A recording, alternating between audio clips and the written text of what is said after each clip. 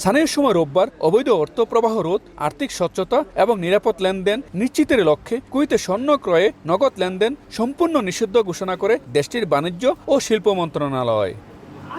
সরকারি নির্দেশনা অনুযায়ী স্বর্ণ, মূল্যবান পাথর ও ধাতু ব্যবসার সঙ্গে জড়িত সব কোম্পানি ও প্রতিষ্ঠানকে চুক্তি সম্পাদন বা লেনদেনের সময় নগদ অর্থ ব্যবহার থেকে বিরত থাকতে হবে।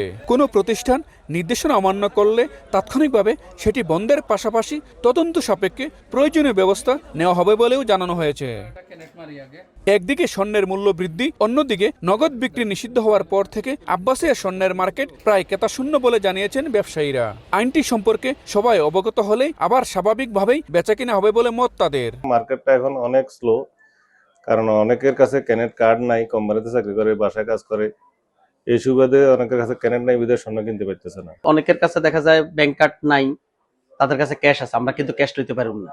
আমরা কিন্তু যার ব্যাংক কার্ড আছে তার কাছে আমরা গোল্ড বিক্রি করতেছি। কুয়েতের বাণিজ্য ও শিল্প মন্ত্রণালয় জানিয়েছে, নতুন এই বিধান দেশের অর্থনৈতিক কাঠামো আধুনিকায়ন, বিনিয়োগকারীদের আস্থা বৃদ্ধি, আর্থিক স্বচ্ছতা ও জবাবদিহি নিশ্চিতে একটি গুরুত্বপূর্ণ পদক্ষেপ। এই সিদ্ধান্ত কুয়েতের আর্থিক খাতে একটি মাইলফলক হয়ে থাকবে বলে ধারণা অর্থনৈতিক বিশ্লেষকদের, যা ভবিষ্যতে অন্যান্য উপখাতেও নগদবিহীন লেনদেনের প্রসার ঘটাবে।